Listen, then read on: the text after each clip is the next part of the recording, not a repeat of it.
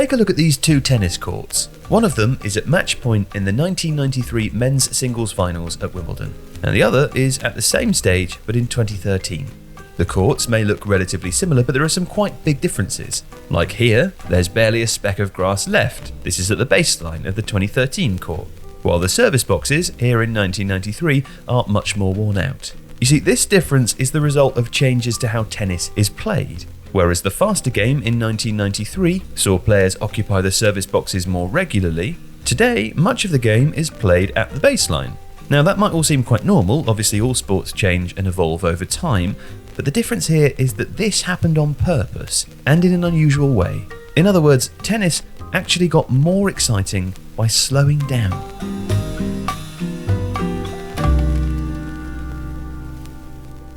In the late 1990s, men's tennis was at a crossroads. And to understand why, we first have to understand the different formats of the game. You see, initially tennis was played on grass courts, but climate and cost made this difficult to maintain. So in 1880, tennis-playing twins Ernest and William Renshaw came up with the idea of sprinkling pulverized terracotta plant pots over their courts in Cannes to help deal with the heat. The plan worked, and clay courts were born. On a grass court, the game is faster because the surface creates less friction with the ball. On a clay court, the game is slower because, rather confusingly, they're not made from clay. Instead, they're covered in about 1 to 2 millimeters of crushed brick, which creates more friction with the ball and makes it heavier. The difference today is so stark that if you hit a ball at around 67 miles per hour off a clay court, it would bounce up at about 38 miles per hour, whereas on a grass court, it would bounce up at 45, a difference of about 20%. And the bounces on each surface are different too. On grass, the surface is obviously more spongy, leading to a lower bounce, whereas on clay, the firmer surface leads to the ball bouncing about 20% higher. Now these differences eventually created two quite distinct styles of tennis, one called serve and volley and the other baseline. Serve and volley tennis is more aggressive. Its proponents will look to disarm their opponents with a big serve before rushing towards the net to return with a quick volley. It's more suited to grass courts where powerful serves are made even faster and lower bounces make ground strokes more difficult. Baseline tennis, on the other hand, is more defensive. Players prefer to stay at the back of the court where they can use their superior technical skill to pick off opponents' weaknesses. This style suits the slower clay courts and leads to longer rallies.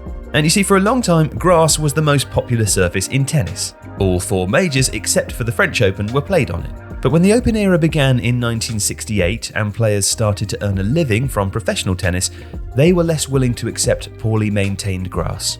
After threats of a boycott, the US Open switched to green clay in 1975, although this proved costly to maintain and so it switched to hard courts 3 years later and as a happy medium between the two surfaces. Then in 1988, the Australian Open followed suit. And for a while, in the 1970s and early 1980s, the differing surfaces actually made for thrilling rivalries between stylistically opposed players, some of whom were good on grass, others on hard courts. But in the mid-80s, another transition happened, taking tennis from smaller wooden rackets to bigger composite rackets, the result of which was even more powerful serves. Now, players who used serve and volley began to dominate on both grass and hard courts, and games became shorter and quicker. In the 1998 US Open final between Pat Rafter and Mark Philippousis, 78% of the rallies were over within 3 shots.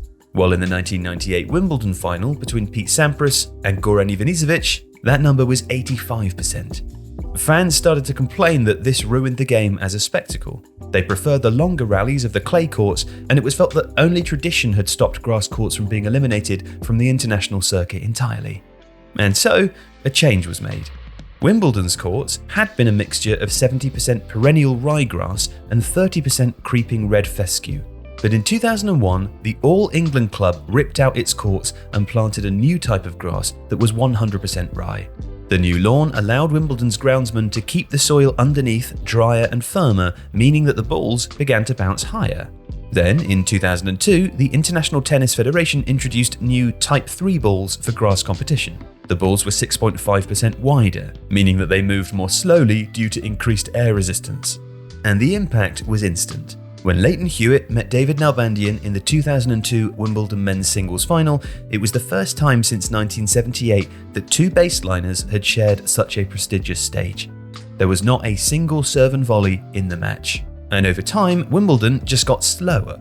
A 2008 BBC broadcast compared one of Roger Federer's serves from that year's tournament and one from 2003. Both serves had been 126 miles per hour, but the 2008 serve bounced higher and came off the grass 9 miles per hour slower.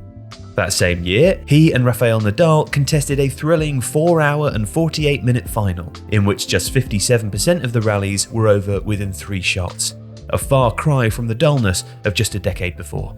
And other tournaments started to follow suit. In 2003, the US Open added extra sand and paint to their courts at Flushing Meadows.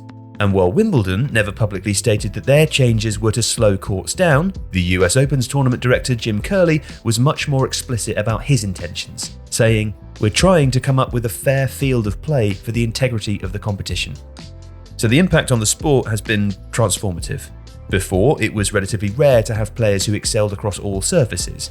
In fact, prior to 2000, Andre Agassi was the only player to complete a career Grand Slam in an era where the 4 majors were played on 3 different courts. Since the turn of the millennium, 3 players have managed it. And while Roger Federer excelled at serve and volley tennis during parts of his career, he, Rafa Nadal, and Novak Djokovic have all been baseline specialists in an era where courts are slower than ever.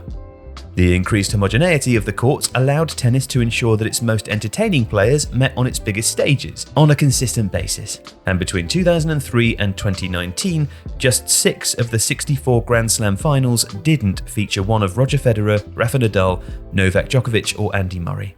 Now, of course, the quality of these players is a massive reason for their success. But also, the slowing down of tennis has allowed baseline players to dominate all facets of the sport like never before. If you like this video, please consider subscribing to the channel. The Athletic is home to the best team of sports writers, reporters, and analysts in the world, offering exclusive stories and unrivaled insight. You can try The Athletic for free for 30 days by clicking the link in the description.